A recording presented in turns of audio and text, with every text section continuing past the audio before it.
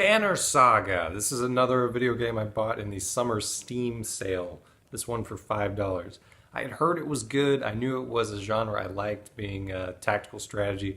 It still surprised me a lot. It was a fun game. I think it's probably the first video game I've ever purchased that was crowdfunded, and that's a whole other debate. But I've beaten Banner Saga twice. I suppose I should explain it a little bit.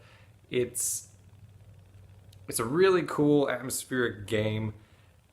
There's elements of Fire Emblem when it comes to it being a simplified tactical strategy game. You only go up to 5 levels in this game. Each level is progressively harder to get to because not only do you need kills for your units, but you also need to spend renown, which is also what you purchase purchase food with.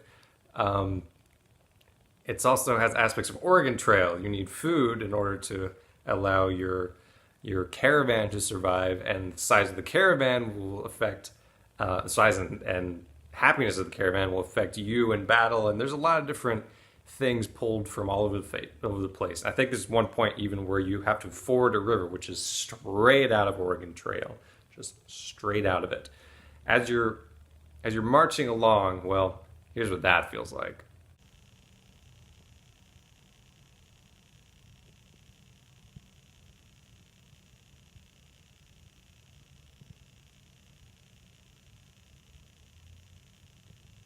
It's very much an atmosphere of isolation and desolation and trying to survive the ending of the world. Basically, you're trying to keep your caravan alive in this hostile environment full of ghostly armored enemies that maybe are a little more than they seem.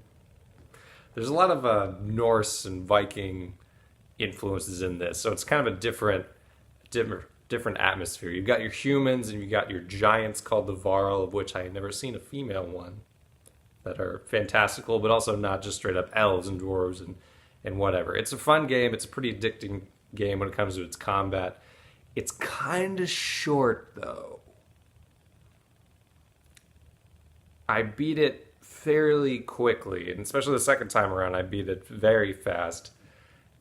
I think it's a good buy for $5, but full price for $20, I don't know. There could be a little bit more content. Like I said, I beat it twice, so it made me want to go through and play different decisions. Like, there's various aspects of the game that make you want to know what the other choice was.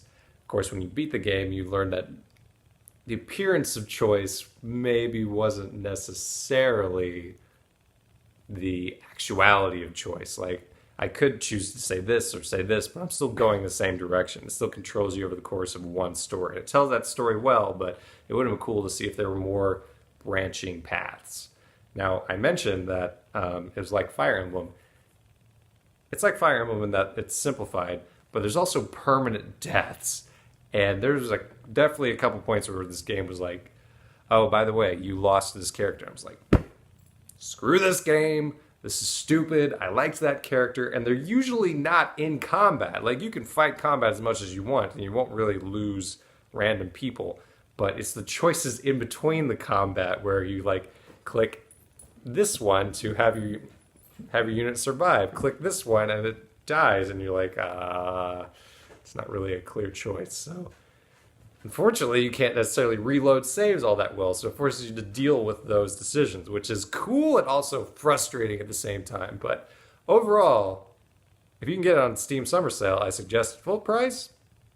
I don't know. There are sequels. I think I'll wait on those.